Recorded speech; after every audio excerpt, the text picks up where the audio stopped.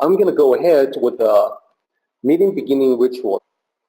起立，面向佛堂，参加三鞠躬、一鞠躬、再鞠躬、三鞠躬，参加各位点传是一鞠躬，开班一鞠躬，请坐下。Please be seated. Last time I talked about the pronunciation, how that's different from the pinyin. The pinyin looks like he, looks like he, but it's actually supposed to sound like he. And then I talked about the definition and also some of the ways that this particular character can be used, like, peace, world peace, etc. So there are other ways that this character can be used in everyday Mandarin. So if you take a look at this expression here, 和好. So pinyin looks like this, sounds like 和好. So a little bit tricky to derive that sound from the pinyin. And the meaning is to get along well, to reconcile. And let me explain. So 和 is harmony or harmonize. 好 is good or well or fine. So to harmonize in wellness, to have harmony and goodness, that means that you get along with someone or a group of people and if there's been some conflicts, some friction, that you reconcile with them, it's all for the good. And then another common expression here, 和善. So 善, like 善良in Mandarin, that just means kind or compassionate, someone who's a good person, a kind-hearted soul. So sounds like 和善, and the meaning harmonious and kind, gentle and good nature. So the two characters 和, that's still harmony, harmonize, 善, goodness, kindness, compassion. So together it depicts someone who is a gentle soul. So just a couple of examples on how these are so commonly used in Mandarin, in addition to peace and world peace that we talked about last time. And let's switch gears a little bit. Still the same character, but now I want to talk about Japanese culture instead. So in ancient times, China exerted a great deal of influence on neighboring regions, including Korea, Hong Kong, and the other outlying regions along its borders. So Japan definitely had a full measure of the ancient Chinese culture, so the concept of harmony became very important to the ancient Japanese, and that tradition has persisted through the centuries. So let's take a look at these two characters here. 和服. So here's my pronunciation guide, 和服. And 和, that still means harmony. 服, what does that mean? That means garment, clothing. So what is, the clothing or the garment of harmony? Well, it's the Japanese kimono. So kimono in Mandarin is literally called 和服, the garment of harmony. There's more. 和室, what is that? That's a Japanese room. So the two characters, 和, same thing, harmony. 室, the second character there, that means room. So it's a room of harmony, a harmonious room. What is that? It's a Japanese room. What is a Japanese room? How is that different from a non-Japanese room? Well, you've seen it in pictures.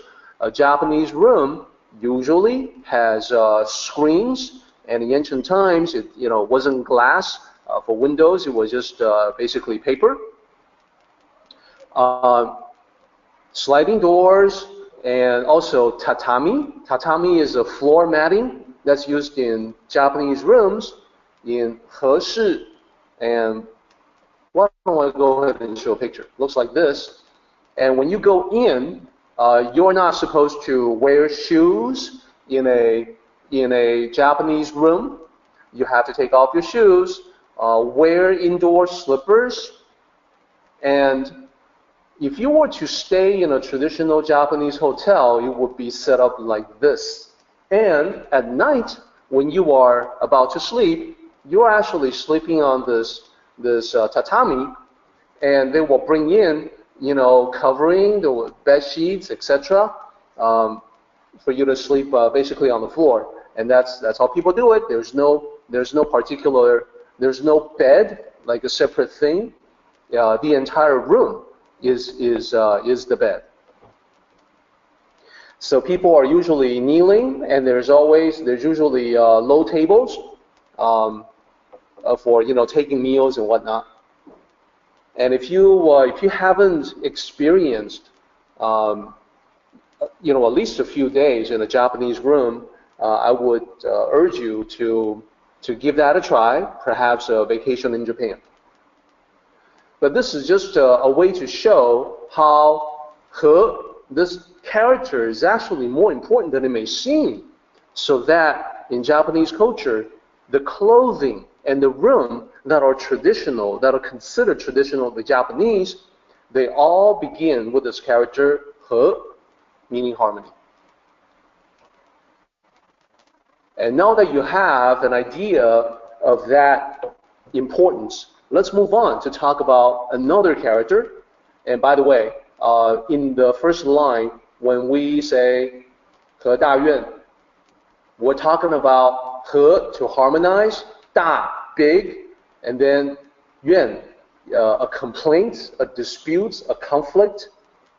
So this is to literally it means harmonizing a great complaint, or in this case, settling a great dispute. Now let's talk about this right here. The second line, be. The first character means must, 有. The second character means has, have, there is. And then 于, the character we're going to talk about right now. And then 怨, once again, means complaint, means dispute. In this case, it means resentment. So let's talk about this character here. Pinyin looks like you. Okay, well, that's pretty close. But in Mandarin, it's actually 于. So you and yu are a little bit different. This is the actual sound. What does it mean? Surplus, leftovers, extras. So plugging this back into line 2, you can tell what it's saying is that there must be, 必有, there must be, there is, and then follow with prefixed with must. There must be surplus or leftovers or extra complaint or resentment or dispute. In other words, bad feelings, negative feelings, bad blood.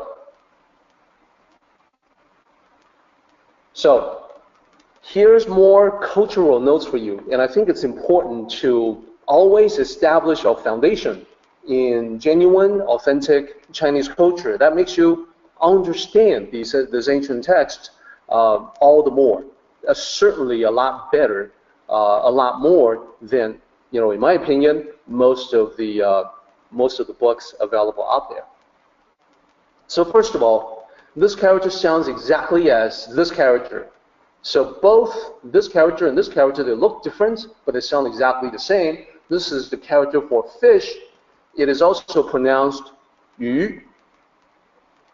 So yu for this character and yu for this character. So exactly the same sound, although they're different characters. Okay. This is the basis. The reason they have the exact same sound, and that is the reason, that is the basis for a Chinese New Year tradition to have a fish dish for the New Year banquet. And you may be wondering, well, what about the vegetarians or vegans? Well, they just have vegetarian fish. So here's the idea. This is the saying, 年年有余. 年年有余. So you can see repeating, the first two characters repeat, and then 有. It still means has, have, or there is. 余, it still means surplus, or extras, or leftovers. 年, the repeating character, it means year. So literally, it's like year, there is surplus. Here's opinion, 年年有余 sounds more like 年年有余. Literally, year has surplus. What does that mean? It means year after year we have surplus.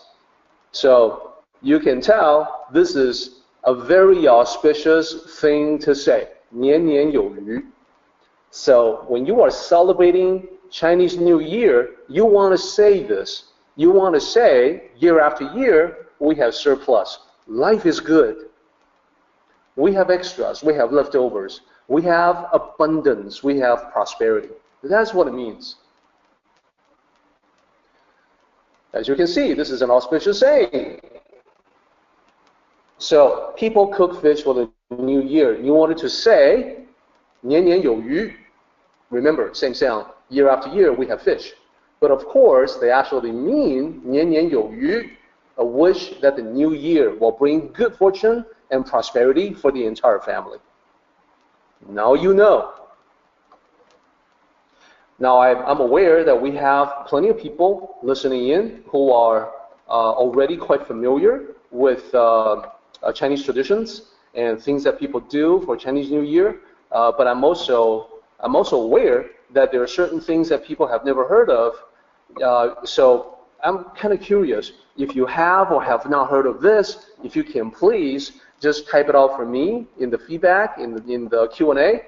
I would definitely appreciate knowing if this was something that was worth our time in exploring. I decided to include it because we have that character, and I also feel like this is not something that you will be able to get from many other sources.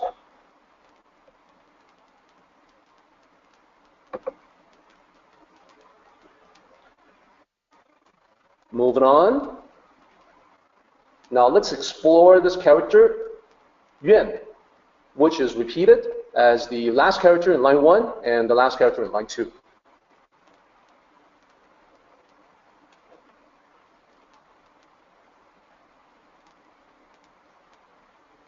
So, pinyin, yuan. What does it mean? Contention, blame, friction, complaint. So bad stuff is what we're talking about. Now, let's talk about these two lines. After settling a great dispute, there must be remaining resentments. So take a look at this. The ancient sages recognize that there is no such thing as clearing the air or no hard feelings in real life. We say that all the time, right? We say, oh, let's clear the air, or hey, no hard feelings, right? We say that all the time. But in real life, in reality, in practical everyday reality, human nature being what it is, it's much easier to say than to actually do. That there's always going to be some negativity left. You cannot wipe the slate clean 100%. So this is a reality that was recognized by the ancient sages. So they would not recommend conflict because there's always going to be remaining resentment. So if at all possible, they want to resolve all disputes before they get out of hand.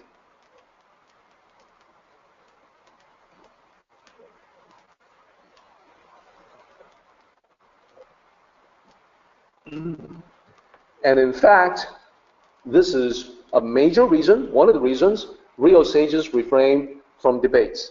So, there's debates about debates in the Tao Te Ching. There are Western students of the Tao who insist that, oh, well, no, it's mistranslated. That character is mistranslated as debate. It's actually not debate. It means argument. It means that we should not argue, but debating is okay. That is a Western justification to hold on to what Westerners want to do, which is to debate. It is not the original formulation of the Tao. The formulation recognizes that when you engage in a debate, at the end of it, there's bound to be some leftover negative feelings.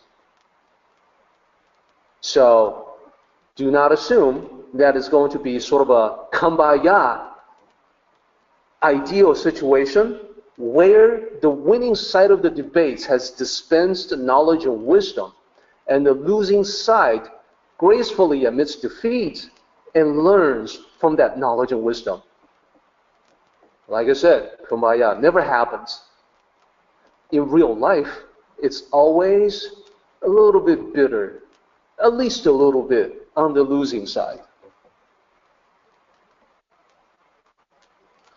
So this emphasis on harmony, you have seen the Chinese emphasis on harmony with he character being used in everyday speech. Many instances, you have seen he, the character being used to describe elements of traditional Japanese culture.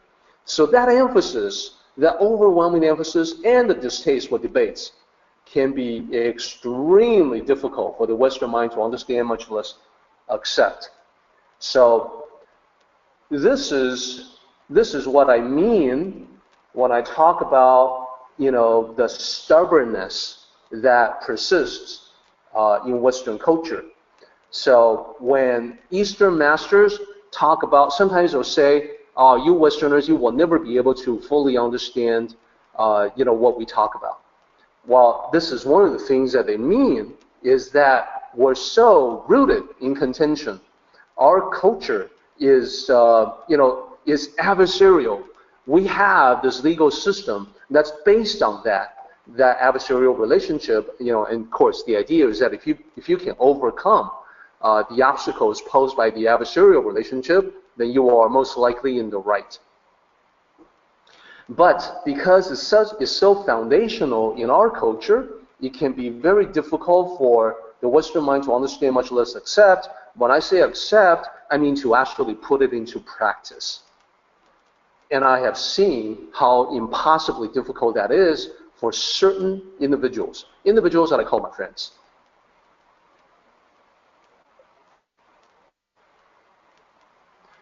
So I wanted to do this slide very badly for everyone to talk about the popular fiction about debates that we enjoy in the West and the reality as perceived by the Tao sages to explain why debating is a bad idea.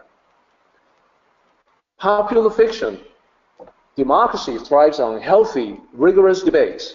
If I say that to 100 people, I will get 100 nods. Everybody's like, "Oh, yeah, that makes sense. That sounds really good." I'm totally on board with that. Only the Tao sages will be shaking his or her head. No, I don't think so. Why? Because the Tao sage is perceiving reality accurately. It's not actually debates. For democracy to thrive, it's actually civil discussions and good communication. Communication meaning you have other people understand where you're coming from by clearly expressing your perspective, not engaging in a debate. The more we, as a people, as citizens of this country, understand one another, understand our differences of opinion, the better our democracy becomes. It's not because of debates. It's because of wide open communication, direct, honest, frank communication that actually does it. Second, popular fiction about debates. Well, I have this sacred obligation to dispel misconceptions and untruths. I must let them know the truth. I must tell them the truth. I must have them understand the truth. I must take them away from unenlightened, ignorant beliefs so that they see the light. That is the popular fiction surrounding debates, especially from the individual who feels like he somehow has an obligation to educate the entire world. The Tao sage, again, shaking head, no. You know what? That sounds suspiciously like the ego talking. Everybody look at me. I know more. I know better. I have superior knowledge. No, I will now, stand on this high platform and hand the superior knowledge down to you because I'm high up here and you are low down there. See the difference between us? Me superior, you inferior. Now I must educate you. That's the ego talking.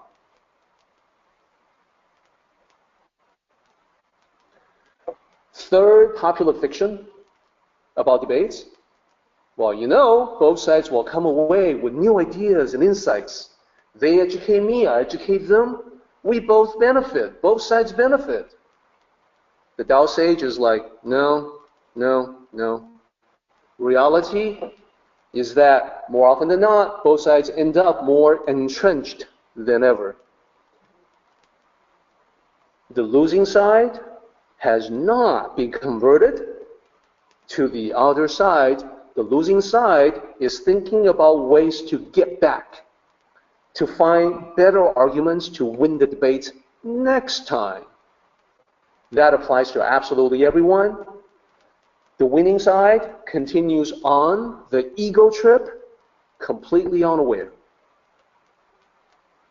And the last popular fiction that I want to present, I'm a skillful debater. I'm really good at it. Yeah, that's right. I've been doing this all my life. I win most of my debates, and people respect me for being a skillful debater. Folks, that's fiction. That's an illusion. It's an illusion concocted by the ego. Let's take a look at reality, shall we? Actually, they think you are a blank. I guarantee you that's the truth. Having done debates myself, having won debates, having lost debates, having observed debates, and now that's all I'm doing, observing debates. If people want to get my opinion on something, they can ask, I will tell them, but that's it. I have an obligation to explain myself to people who are asking the question. I have zero obligation to continue on in a debate scenario. And the observation that I have of every debate, regardless of setting, is that the winning side, the quote-unquote winning side, thinks that, I have won praise and respect from people because of my skills in debating, my ability to articulate and express my ideas clearly, and most of all, the soundness of my ideas. So I am thought of in a positive way. No, that's not true. I hate to burst the bubble, but people think you are a blank. So, very important for me personally to present this particular slide and to explain why a lot of times Asian masters will shake their heads and then say, wow, you Westerners, you will never learn. This is one of the reasons.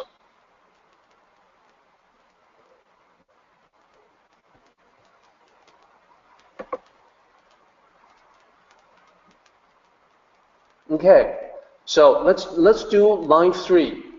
How can this be considered good? Well, here I want to focus on the concept. So here's the idea. No matter how a dispute is resolved, there will be bad blood on one side or the other, most likely both sides. And the second bullet has a lot to do with what Bill was talking about today, quote unquote, managing a situation. When a dispute happens, it's like a fight breaks out. Tao cultivator would take action to work it out. You have to. You can't just take it passively. But the Tao cultivator will do the working out with the realization that the cultivator had failed to see it coming, have failed to handle it with proactive, preventive steps while the issue was still small. And the Tao cultivator would have to figure out ways to be better next time, to be able to have that awareness, to sense that there's something coming and take action when the issue is still minor and easily taken care of. So I've said to Bill that, I have no idea how the grandmaster of ninjutsu is able to move his head an instant before a blow is to land on the back of his skull. And Bill tells me that, well, it's true. It's an ability that anyone can cultivate. It's a feeling you get just before being struck. There's a feeling. If you work on yourself, you can identify that feeling. It becomes 100% reliable. That's amazing. But it applies to life as well. That if you cultivate your awareness, you can tell when something bad is going to happen, and therefore take steps to head it off at the pass. Okay, I think one more slide, and then we have to move to the ending slides of the presentation. So we're only going to be able to get our way to line 4. There's a lot to talk about, so I think next time we'll continue on with 79. So let's talk about these two characters here. And by the way, this character here, the second from last character, this is commonly used. It means left. So here, it's the left part of the contract. And I would refer, if you don't have the book, if you flip to chapter 79 of Tao Te Ching, annotated and explained, you will see a detailed description of how the ancient Chinese kept track of debts. This is a truly ancient practice in that it predated paper, the invention of paper, which was roughly 2,000 years ago. So prior to that, there were thousands of years when this was already being done, and without paper, it would be something else. It would be some medium for writing. It might be a piece of wood. It might be a piece of bark, tree bark. And after the invention of paper, it could be paper. So you basically write on that piece of wood, tree bark, or paper, you write the details of the debt, the amount, the terms, like when it's to be repaid, interest if any, the identity of the borrower and the lender, etc. So you write that down in the middle of that piece, and then you replicate it to the left and to the right side. So on a piece, you actually have 3 columns of writing, or in the case of wood or bark, tree bark, it can be carving. You can carve with something sharp. Make your marks, basically. So once you have recorded the facts, you tear down the middle of the piece. So you end up with 2 halves. If you end up with the left half, by convention, it just means that you are the lender. The left side belongs to the lender. The right side belongs to the borrower. So when you have the 2 halves in possession, each person means that there's unfinished business. Unfinished because the loan has yet to be repaid. When the borrower holding the right side of the contract has completely paid off the loan, then he essentially buys the left part back from the borrower. Then the 2 pieces are whole again. And the tier down the middle is unique to the 2 pieces. It cannot be faked. So if he has the 2 pieces joined together, that's absolute proof that he has repaid everything. So here we go. When the loan has been repaid, the left part is given to the borrower. It is now the proof of payment. Before, when the 2 parts are separate, the left side of the contract or the lending agreement represents the right to demand payment. So that's how it worked. And this is something that was very familiar to the ancient Chinese 2,500 years ago. Therefore, when Lao Tzu used that, it was a readily grasped metaphor that everyone could understand. They'll look at, oh, let's have the contract. Okay, I know what you're talking about. Means you are the lender. Here is saying that the sage holds the left part of the contract. That just means the sage has provided benefits in terms of wisdom, advice, suggestions to other people. So he's the benefactor. He's the one who benefits others. He's the one who incurs an obligation in other people to repay his kindness. And it'll follow later on. We'll get into this in more detail. Despite having done this good thing, done a favor to other people, the sage does not demand payment from the other person. That is, the sage holds the left part of that piece of wood or tree bark or whatever, but he doesn't use it to demand payment. Okay. This time we talked a little bit more about this character, he. So now I think it's even more of an impression for you as far as incorporating he into your life. So be the peacemaker. Bring peace with you wherever you go.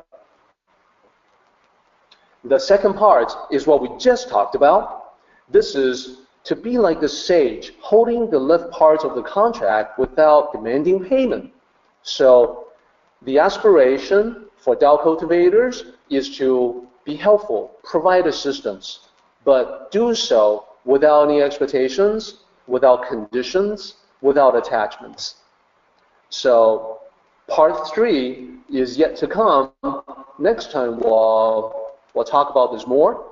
Do not borrow from or lend to friends. And this may seem kind of strange, but there's actually wisdom associated with this last point. We'll delve into it in more details next time. So let's go ahead and do the meeting ending ritual, everybody.